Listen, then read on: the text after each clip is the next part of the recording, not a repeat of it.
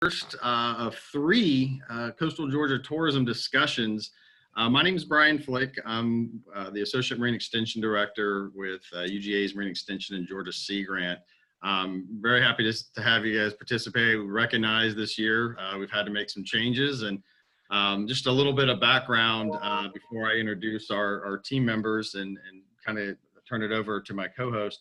Obviously, we were supposed to have our Coastal Georgia Tourism Conference back in spring, and with the pandemic hitting, we opted to try and do it this fall, but recognized that with social distancing concerns, we decided to go this virtual format.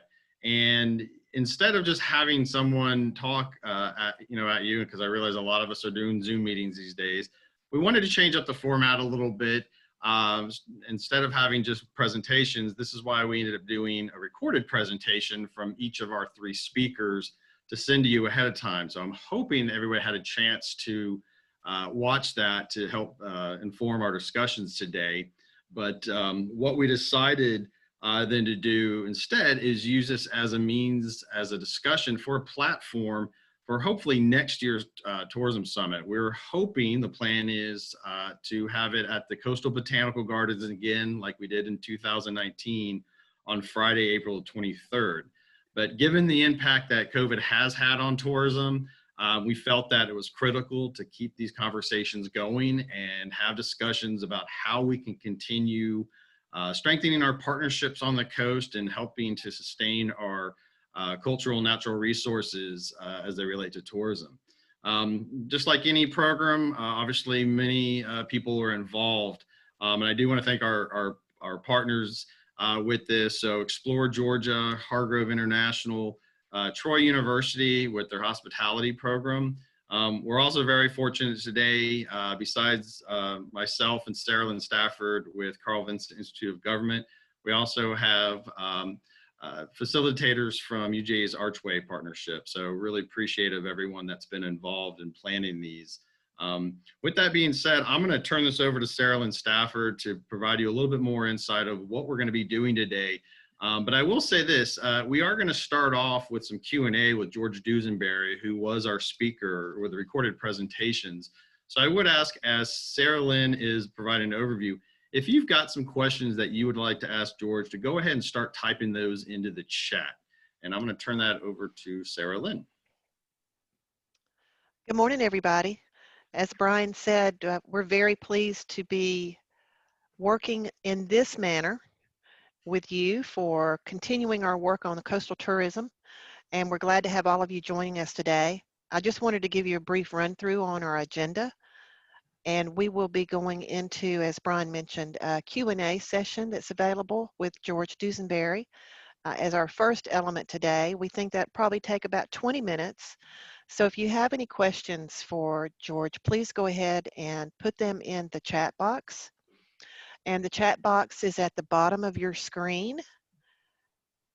I'm also going to go ahead and pull up a poll. We'd like to see how many of you had a chance to watch George's presentation before you came online this morning to participate in the discussion.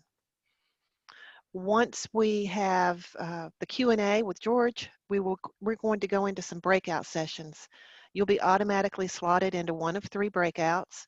We'll spend about 30 minutes together, kind of discussing the things that we feel are great assets for our outdoor recreation in the coastal region, and then maybe some opportunities we might have for some new partnerships or collaborative efforts. We will end those breakout sessions at 11:30.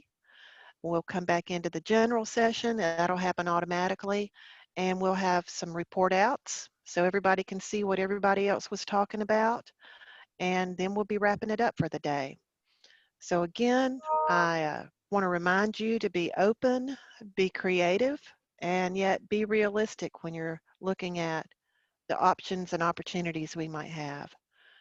So I see that we have about 88% of people have voted, and it looks like about 20% of you had an opportunity to watch George Duesenberry's video ahead of time.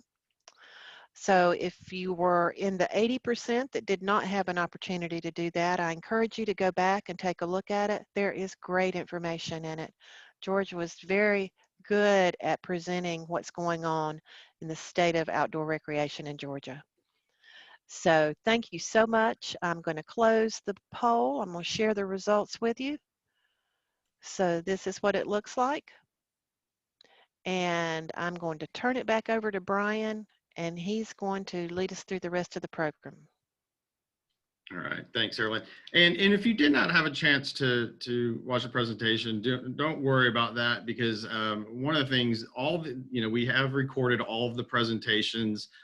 Same thing with our next two sessions, which we'll talk about at the end. That way we can use this as a resource for future events. It really was just meant to provide context and to save us time in terms of just the amount of video screen time that we're all having to sit in, given how many virtual meetings we're all going to these days. But I do, at this point, want to go ahead and introduce George. If you didn't get a chance, George serves as the Southern Director Hub for the Trust for Public Land. This is a national organization dedicated to creating parks and protecting lands for people. And he leads a team of professionals that are working to improve access for a number of outdoor recreational opportunities. And his presentation really provided an overview of not only what his program, an overview of their program, opportunities with outdoor recreation and how this applies to the coast. But it is also an opportunity to discuss ways that we can get involved. So with that being said, I do want George to actually, if you don't mind, George, just since your presentation, maybe provide, if there's one thing, for the people who did not see, that you might want to share with them to let them know in terms of outdoor recreation, what would be that one take-home message that you feel, or a few take-home messages before we get into some additional questions? Okay. Well, thanks, Brian. Yeah, I'm unmuted here. I think the first message would be is that outdoor tourism is a big business, and just outdoor recreation in general is big business. I was going to go to my presentation here, so bear with me a little bit so I get my numbers right. But nationally, the outdoor recreation industry is an $887 billion industry that creates, supports 7.6 million jobs here in Georgia. The consumer spending annually in outdoor recreation is $27.3 billion, 238,000 direct jobs, 8.1 billion in wages and salaries, and 1.8 billion in state and local tax revenue. Now, some of that is, buying outdoor recreation stuff, but a lot of that here in Georgia is tourism, it's outfitters, it's people getting outside the hospitality industry and enjoying the outdoors. That's number one thing I'd like to just talk about. And I think that's particularly important in rural Georgia, and on the coast, obviously, outdoor recreation is a big part of the tourism effort here. The second thing I'd like to talk about is a coalition of outdoor recreation organizations, nonprofits, businesses, and that could be retailers, manufacturers, or outfitters, and local governments who are interested in outdoor recreation as a quality of life, economic driver, tourism, getting together, called the Georgia Outdoor Recreation Coalition. We formed it last year at our May Georgia Trail Summit in Columbus. It came out of one of our breakout sessions. And it is now out advocating for Georgia to invest more into outdoor recreation. We have three really big goals. One is to create an Office of Outdoor Recreation here in the state. The second is for the state to create a statewide trails master plan, and trails is very broad. Everything from your traditional concrete trail to hiking trails, paddling trails, equestrian trails, mountain bike trails, so that all of our jurisdictions can be working together towards a common goal. And when that plan is in place, also better able to attract private funding, but also advocate for the investment of federal dollars, transportation, economic development into those facilities. And the third element is really to engage with the state updating its comprehensive outdoor recreation plan, which is in the process of doing. We are going to be having a Georgia Outdoor Recreation Coalition meeting next Monday as part of our Georgia Trail Summit. So let me put a plug for that. Unfortunately, like the Coastal Georgia Tourism Conference, we were a bit impacted by COVID. It's virtual. It's $95. It's 2 days of programming in the morning on Monday and Tuesday. To learn more about it, go to GeorgiaTrailSummit.org and you can find more information about that. I don't know if Tracy Sanchez is on the call, but I want to give her a shout out. She's with Explore Georgia now, and she really was the one who created that conference. So a little rambling there, but basically outdoor recreation is a big economic driver. There is a coalition of organizations working to push that, and we'd love for you to be involved with it.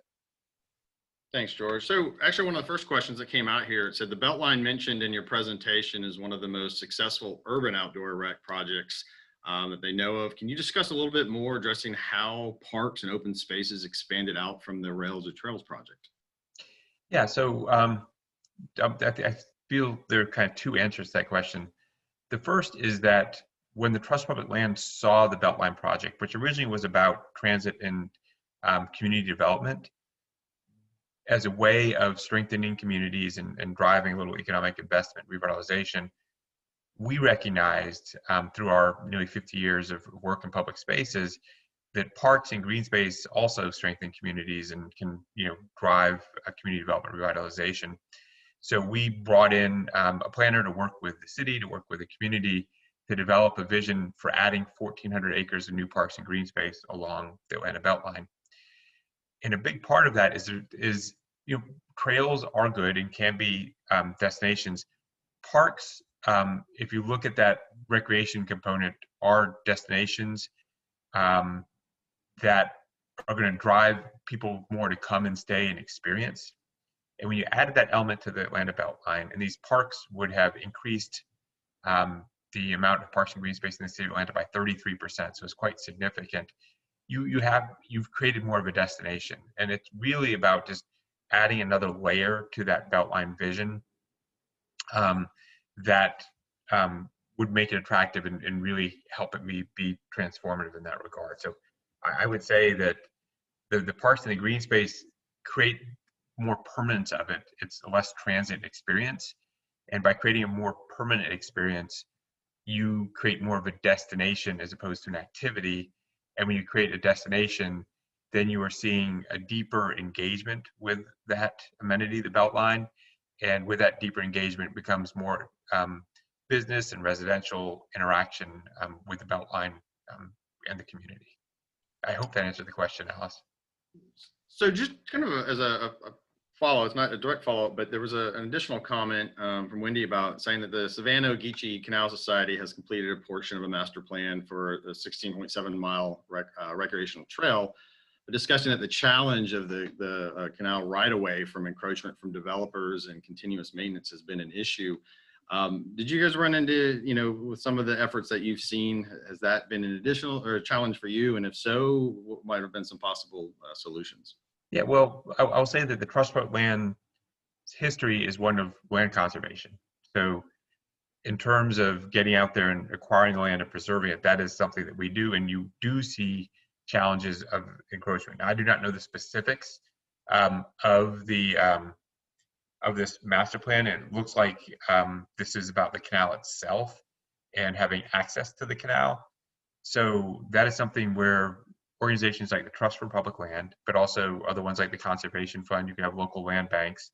You guys have a few very successful local land banks on the coast, St. Simon in particular, Land Trust, that can work to preserve the property right to access the canal. So number one is just having the capacity as an organization to identify what access you need, and then to prioritize it and go out and do it. So yes, there is a way to do it. We have run into those challenges all the time.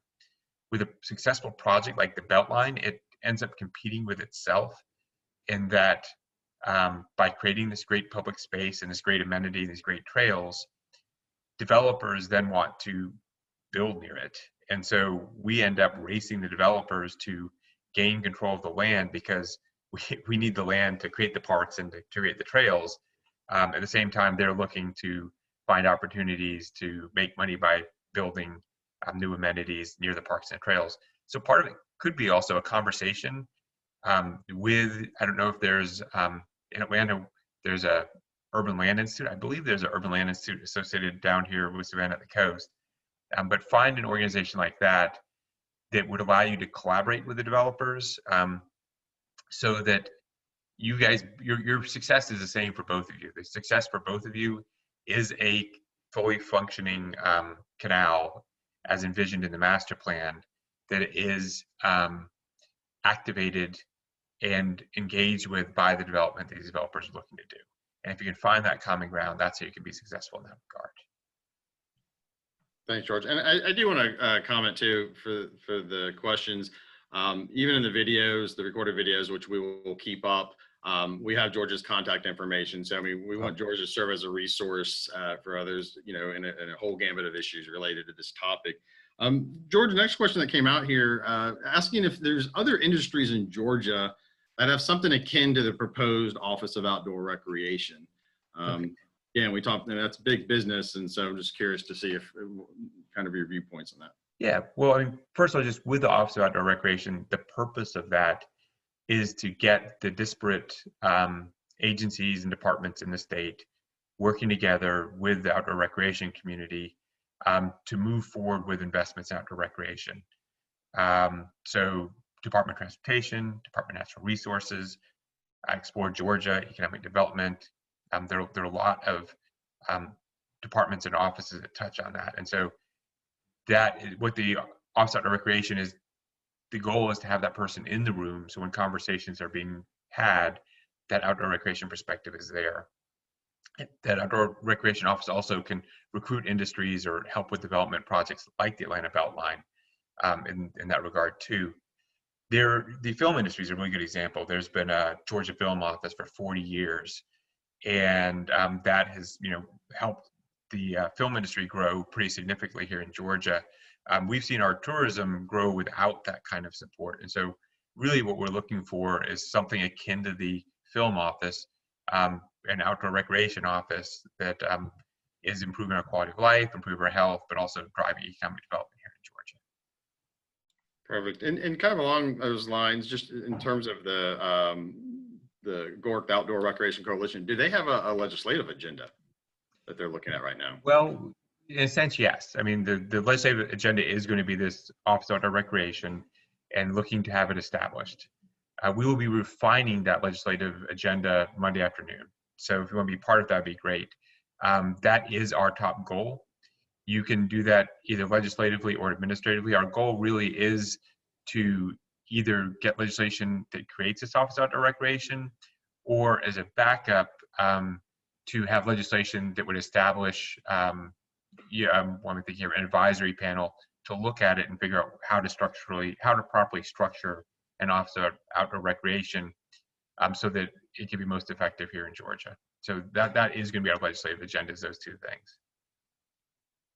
Thanks, George. So George, just kind of going back again for the presentation, can you maybe provide a little more input about how your program, and you know, we're going to have this discussion of opportunities of outdoor recreation on the coast, and obviously there's lots of them. Can you talk a little bit more about like how your program might, you know, be able to serve as an asset in helping our coastal partners develop that and improve opportunities? Yeah. So the trust for land, you know, we're the trust for public land. So at the end of the day, we work for land that is owned by local jurisdictions, the state or the federal government, and we create parks and preserve land for people. And so a lot of our work really is finding opportunities to work with local jurisdictions to create parks, amenities, trails that benefit their population. So at its heart, we would love to be working in Brunswick and Savannah or with some of the counties, Chatham County, wherever on the coast. But we also recognize the importance of, you know, there are a lot of local nonprofits here on the coast doing a lot of great work.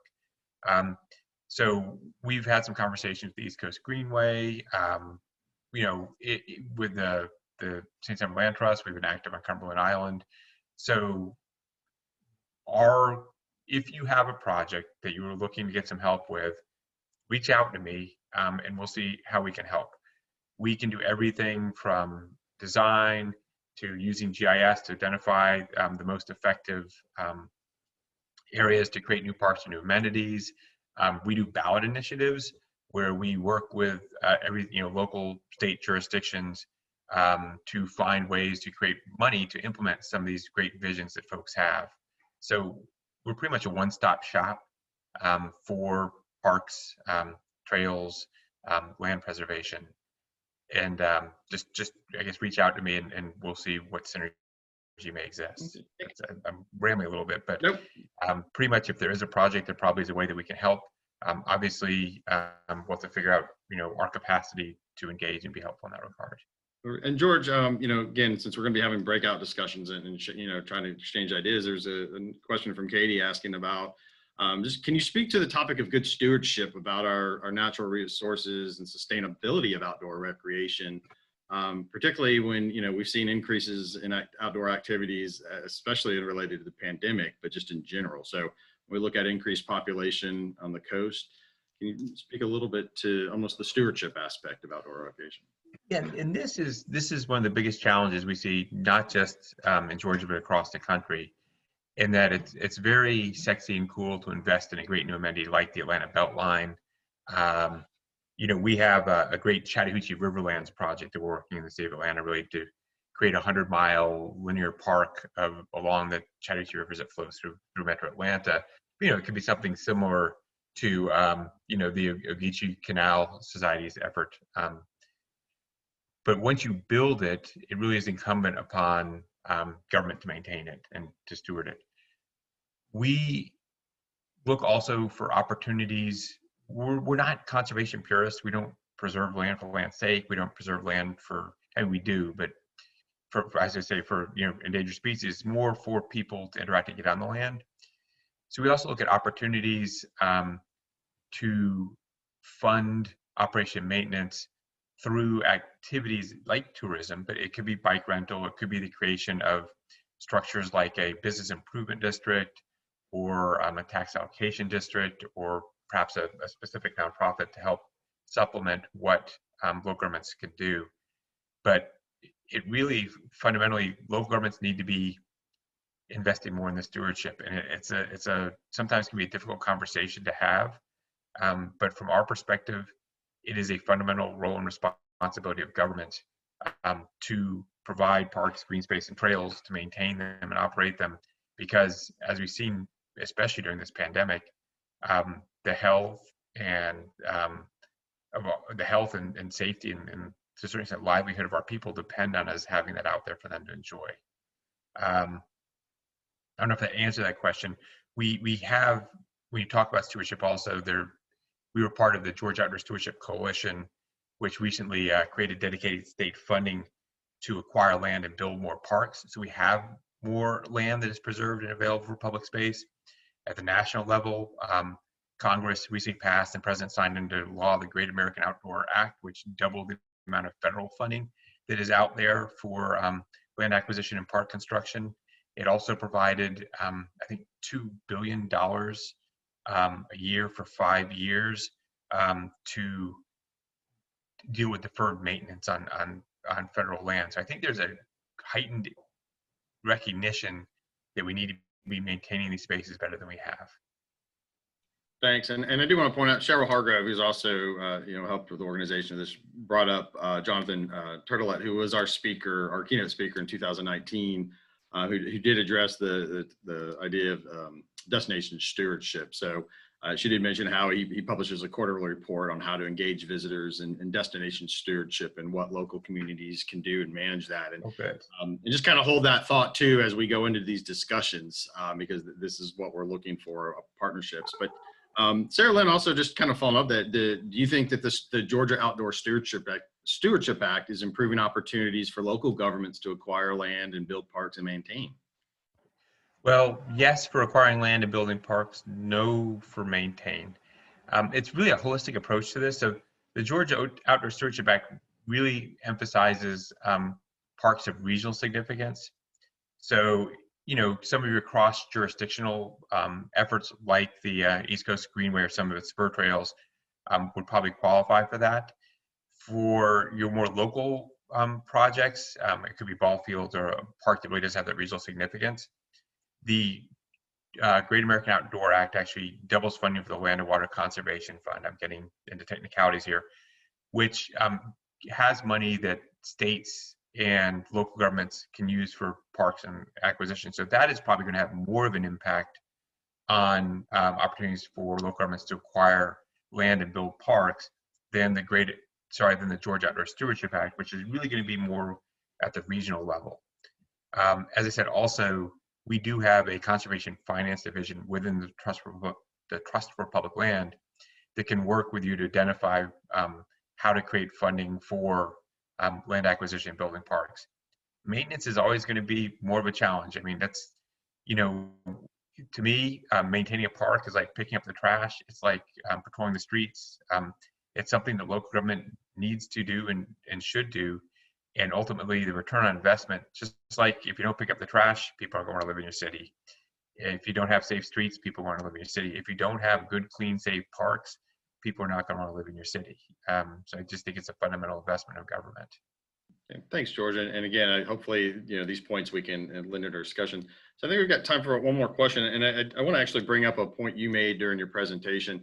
Obviously, the focus of this discussion is on outdoor recreation, and it's the first of three discussions related to the tourism pillars that are identified in the state's tourism strategic plan, others being Georgia grown, food and drink, and the African American heritage and culture, which, these are the three our stakeholders identified for this group.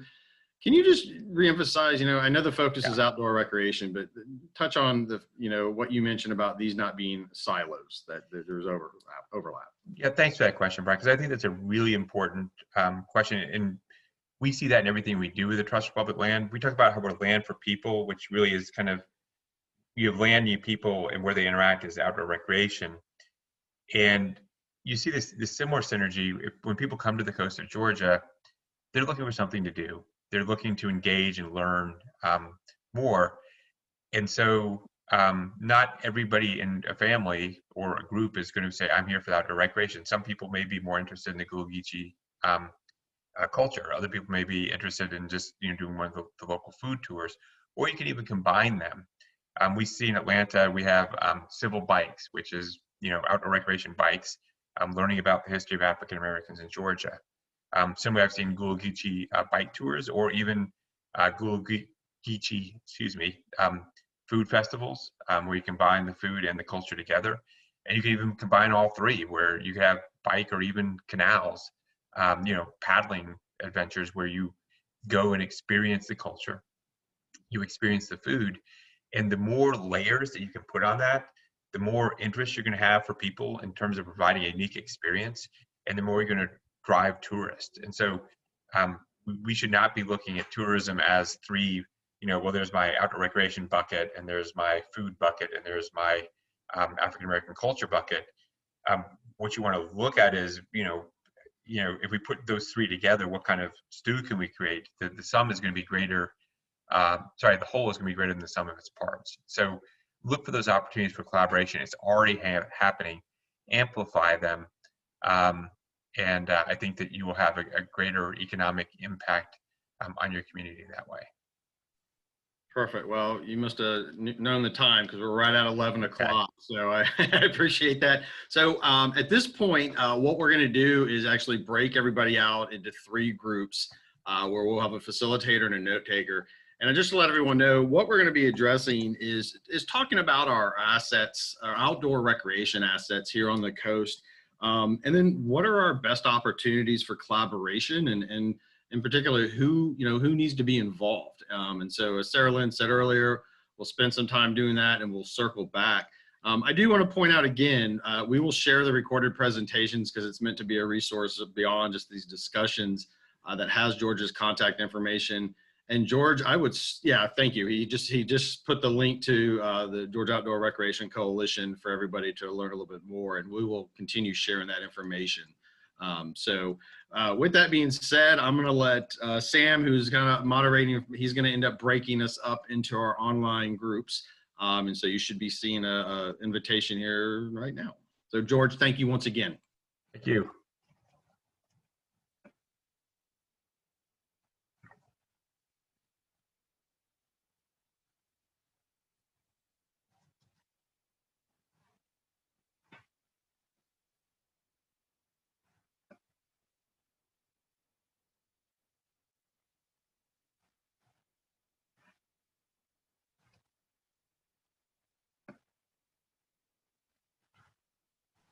If anybody's having a hard time getting to their breakout room, just let me know. I'll help you move on over there.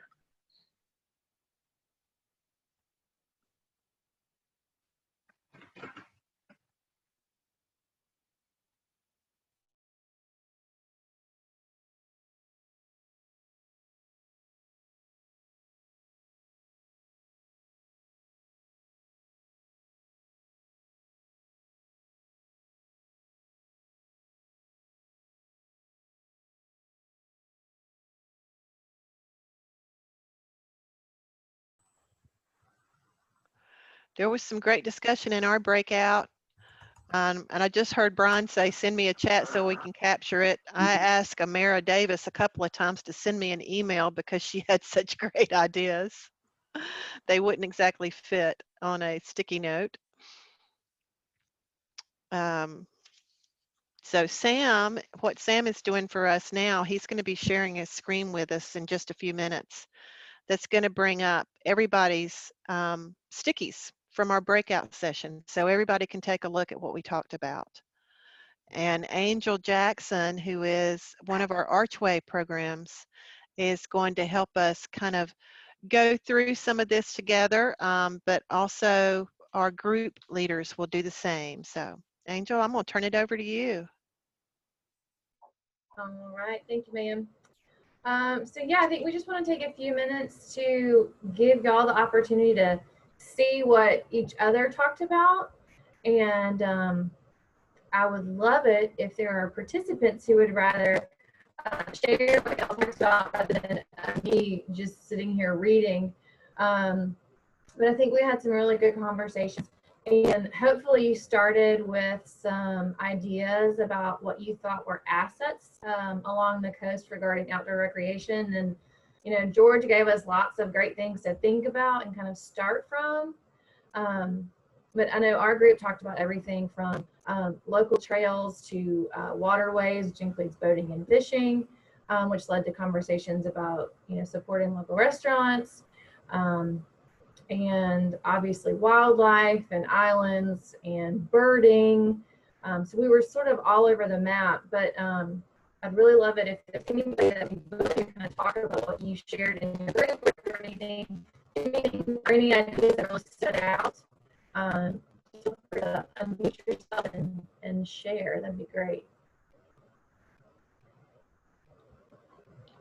I know Angel broke up a little bit, so hopefully everybody heard that. Just, yeah, someone from her group, if you're willing to share. I think that's what she said. Yeah, sorry. See, Right. I mean, I'm on campus, and here we are. Yeah, I was just saying we talked about a lot of things, but you know, if there's other groups or if y'all talked about anything specifically that you wanted to bring up, that would be super helpful. Just unmute yourself and feel free to share.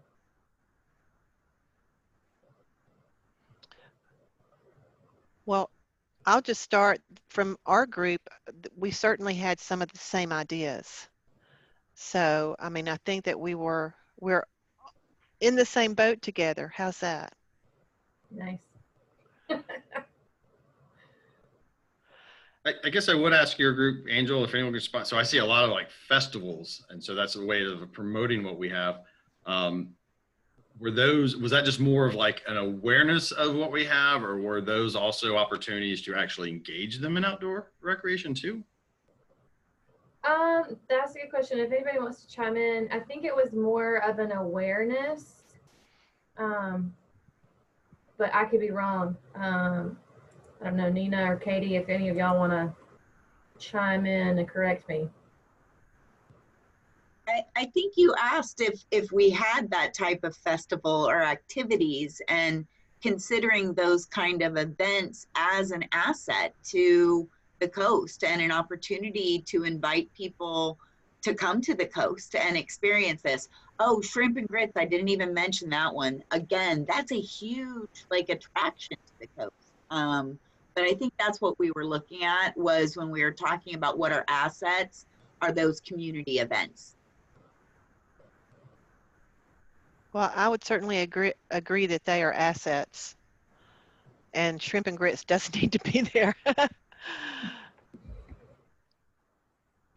Yeah, I think it was sort of that acknowledgement of using public spaces, sort of to George's point earlier, using public spaces or parks or whatever it was,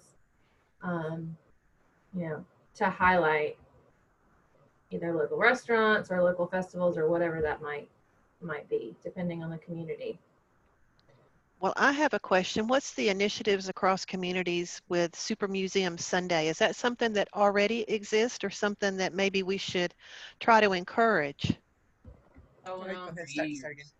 It already exists here in Savannah. It's a fantastic event where all of our historic museums, our UGA Aquarium, all of the different state parks, we try to be open on that Sunday and available to especially local communities. Is there a reduced fee for participation on that particular day? Free. It's actually free. Okay. All of Georgia's state historic sites are open and free admission on that day. Great. I knew there was a national one. I didn't know that we had a regional one. Yeah. I have a question, and maybe somebody can answer this, about the demographics of some of these festivals. Does anybody have any concern about the demo of the shrimp and grits and the Richmond Hill Seafood Festival?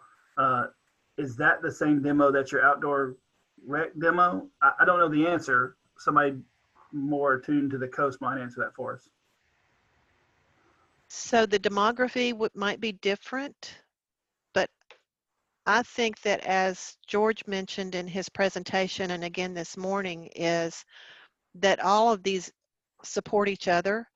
So the fact that somebody might be coming to a shrimp festival or a shrimp and grits festival should lend also participation in the outdoor spaces and maybe in our African American heritage and tourism opportunities. Yeah, and one of the things that I think like destinations like Colorado are doing is they're actually putting activity levels down. So like, for instance, a Shrimp and Grits Festival, which may have some outdoor recreation components to it, or be outdoors or whatever, may have like a 1 star as far as activity level, but then going out and, kayaking or doing something else would have a 4, so that the visitor can actually then decide what kinds of activities that they want to do and whether those are soft adventure or more high adventure. So that's something that destinations are starting to do to help even instruct visitors, so that if it's family friendly or whatever the kind of categories they are, to make it so that that's more directed. Yeah, and if I can jump in, just kind of in that synergy, if I'm here for a 3 or 4 day weekend, it's gonna be hard to just do one activity or one even type of activity for that entire time. Right. And to the extent that you can just break it up, and I go for a kayak or a bike ride, or just walk the beach in the morning, and then do something with culture, with food in the afternoon or the evening. I think you get more out of it. More stars, I think, as Cheryl says, for your experience. That's an interesting idea for us to look at. Angel, in our group, we talked a good bit about some of the existing programs that we may not be as familiar with, because we were talking about having some regional marketing organization where we could have a landing page and be able to connect local communities then into that landing page to highlight what they have to offer. And then we found out that there already is one of those that we're just not as familiar with. The Coastal Georgia Tourism Association has this activity. And of course, Explore Georgia also has a site that could be a landing page and allow regional marketing opportunities. Did anybody want to speak on that?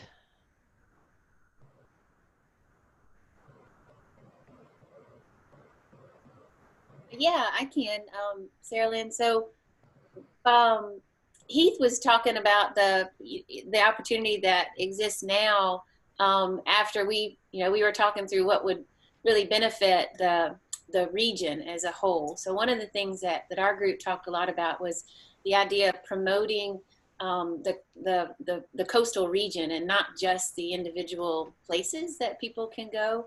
There are a few areas that are really doing a great job in marketing a place like Jekyll Island, City of Savannah and the history and all that, but really providing a broader view of what the coast as a whole has to offer would be really beneficial. And then from there,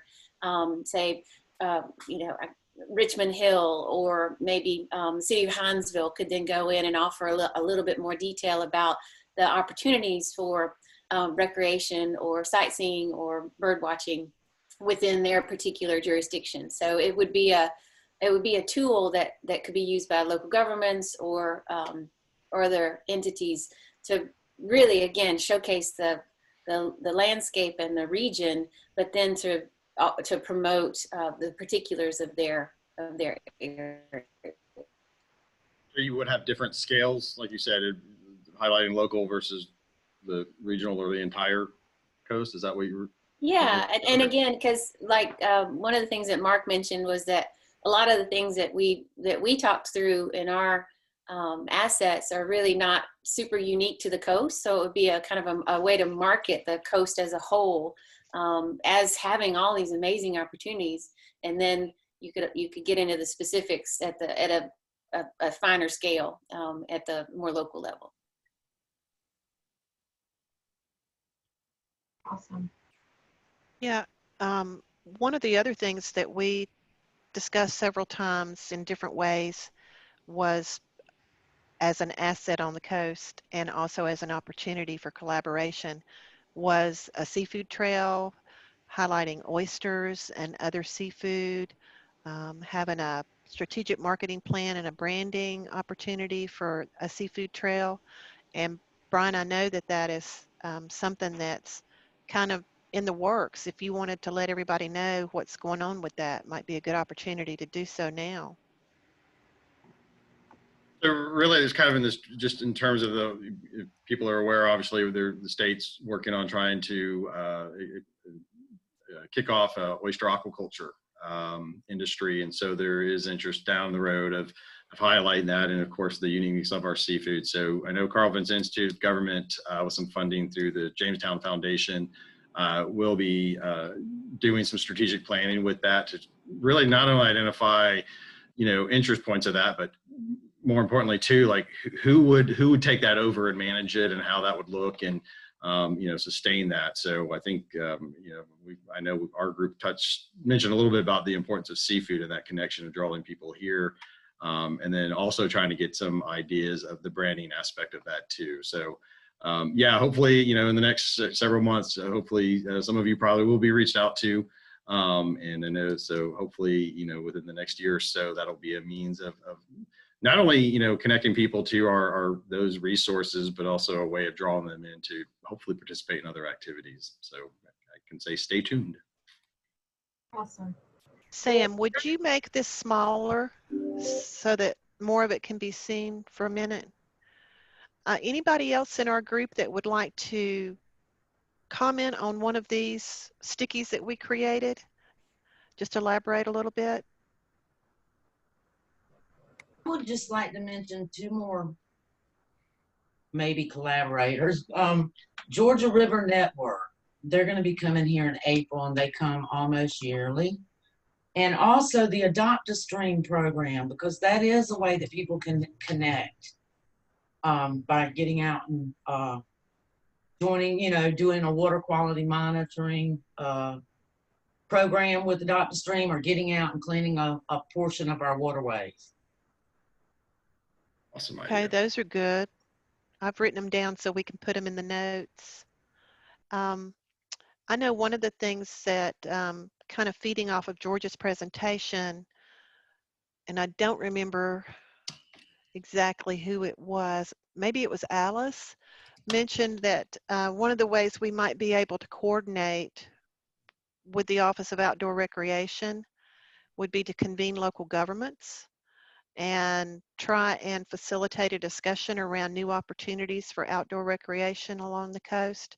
Did I catch that right, Alice?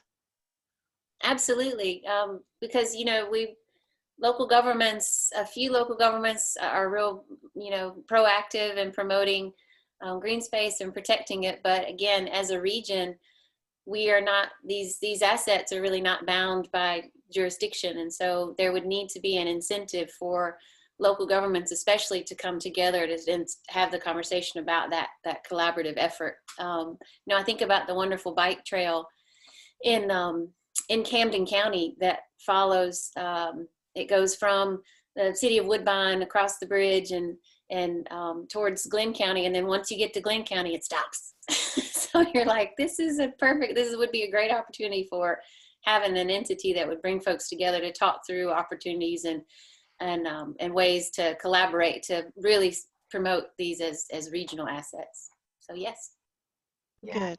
Sarah Lynn, can someone in your group maybe explain, I see like the Chamber of Commerce and the CVBs, is that just helping them promoting assets, or just maybe a little clarification of that collaborative opportunity? That was really about when we were trying to virtually look around the room and say, who do we need to have involved with this that maybe isn't here today?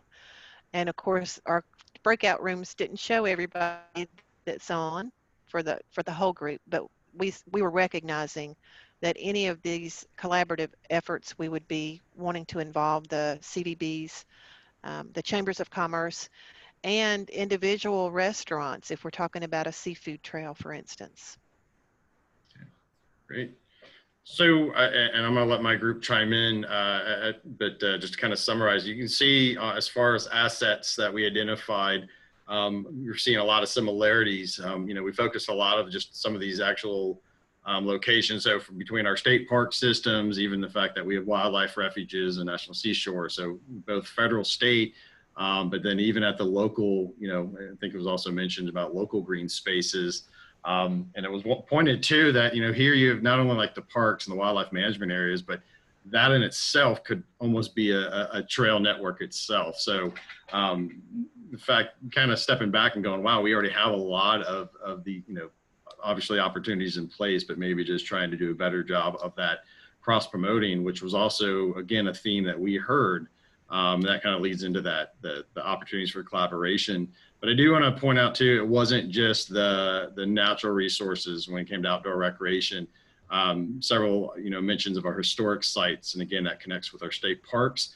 But I thought it was interesting talking about historic roads, both from the historical aspect, but even depending on the types of outdoor recreation you're looking at, could fit in with anything from bikes to even, four-wheelers. But certainly, the wildlife itself and viewing and seafood was brought in, and that's, going back to the collaborations, that was definitely something that I saw in other groups too, was that connection between potential our seafood restaurants and some places that was mentioned was the fish dock, where we have some clam growers, potential tours to connect both our local seafood as well as getting outdoors and seeing our coast. But we did talk a lot about that cross marketing. There was some discussion about, branding at a regional level and potential challenges with that, just because, our opportunities are not, just a single monolith. But one of the things I thought was really good too is, we had a representative from Augusta from the sports angle. And so we typically think of our coast as, along 95 and 17, but the fact that, because sports is also an important component, being able to promote the greater good. And I like the comment about trying to, we're all in the same sandbox and trying to highlight other areas, because that keeps people here longer. So whether it is a chamber or state park, being able to play on our strengths and recommend these resources to outside groups too, that hopefully they stay. One other opportunity, we talked about the needs for training and education, because that goes back to a point that was made during the Q&A, was the that stewardship. And I like what Wendy mentioned earlier about things like the adopt a wetland, because it could even be for, citizen science opportunities in the connection with tourism. And we mentioned our local chapters of Keep American Beautiful, when it comes to whether it's Liberty County or Golden Isles or there are other cities and areas out here, as a means of connecting our community and helping sustain and preserve some of these resources. The other part too was an idea that was referenced about St. Simon's Land Trust, the 1%, and what it means by that is that, you do have some entities, certain hotels, certain restaurants, organizations that's, when people purchase their services, saying, a certain percent, 1% could go, helping to go back into sustaining some of these trails or resources. So it's not necessarily just government, but also the organizations and the businesses that are involved. And the other point was brought up about, including our tour operators, our guides, because they usually are our frontline resource to these. And so that kind of ties back into the training and connecting some of our agencies. And then the last thing, and I'm going to see if I missed anything, but the group talked about, the better research of better understanding our audiences that are utilizing these resources and doing outdoor recreation, because it might not just be the different levels of activity that was mentioned in the previous group, but it also might be age. So talking the different demographics, because even a group that's coming to Shrimp and Grits, they might have different interest in aspects. But we mentioned that between UGA, Georgia Southern, College of Coastal Georgia, also private, consultants, we have a number of resources that can help provide additional research to maybe address or help us find some additional information that we can better then market or even do with our training. So I just want to make sure if my group, if I left anything out, and I appreciate everybody's input that they gave. I will add one thing from our group that I think ties in with something you said a moment ago. And Mark had brought up that even though we're mostly talking about outdoor and not so much the sports, we do have a lot of sports camps along the coast during the summertime in particular, in a normal year. And that's something that's also an opportunity then to cross-market all the other outdoor opportunities that there are. I think Angel is going to help us kind of wrap up this reporting out session, and then she'll turn it over to Brian to wrap up the day. Great, thanks, ma'am. Yeah, I think it sounds like there's a lot of cross-pollination between and amongst our groups, and that people were on similar wavelengths. And a lot of it sounds like it comes down to sort of education and awareness, right? And that may be for elected officials, and the value that these different ideas might bring to a community, right? Jobs and economic impact. We talked, specifically about just awareness for local citizens that maybe they don't know about the Sunday Fun Day, Museum Day, whatever it's called, right? Where the museums are free. And so a lot of it was around, and then that might, those people are just as important as tourists, right? So how do you take this sort of big, vast amount of information that all of you guys bring to the table and sort of streamline that to where everybody is sort of aware, right? And that kind of touches on a lot of things that people talked about. Brian, I don't know, you may ask for this, and we may have already got it from today's conversation, but I know that a lot of this was sort of to help come up with topics for the April session, the April conference. So if you guys have specific things that have either come from today's conversation that you would like to see at the April conference, please put those in the chat and we'll be sure and collect those. But thank you guys for your participation today. And Brian, I guess you'll just close us out. Yeah, thank you, Angel, and Sam in the background for helping moderate this, because I know that's a big part. And we do appreciate everybody's time. And we recognize in an hour and a half, we are not going to solve every one of these issues, but we really felt this would be a format to keep our momentum going, to hopefully continue at these discussions, because we know very rarely does something get solved in 30 minutes. To Angel's point, yeah, wouldn't it be a marine extension program or without a good evaluation. So you will be, it'll probably be going out Monday. It'll be an online, but we absolutely have that question of, you know, how can we further advance this? You know, we will be sharing the notes that we collect, as well as, you know, being able to share the presentation again. And just to let you know, so this, as I mentioned earlier, if you don't already know, you know, this is the first of 3 conversations. So next Friday, it'll be Georgia grown food and drink, which, you know, we already saw there was a lot of blending into that and talking about seafood and local food. And then we also have on Friday, November 20th, the African American heritage and culture aspect. And again, I saw that come up as well, to kind of keep building on this. So what we will do once we are done with all 3 discussions, we will package everything. We'll end up putting it on our website, where you have links to the videos, the discussion points. And Emily just in the chat box, she's going to talk about if you want to register for the rest of those. So she'll share that if you haven't already done it, because you do need to sign up for each one individually. And again, you'll see a survey come out very quickly or shortly about that to give us your feedback. And hopefully everybody will also, this has been recorded as well, this discussion. I will say the breakout groups themselves are not discussed, but when we've circled back, so this is also a means because I know I got a text while we were in here, a few people who weren't able to make it.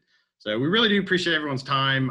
Again, I recognize in this format, it does limit our interaction, but I thought from what I saw, it went well, and I really appreciate everyone's time, input, and hopefully we will see you at some other presentations. So again, guys, thank you. Have a wonderful day, and I guess it's time for lunch.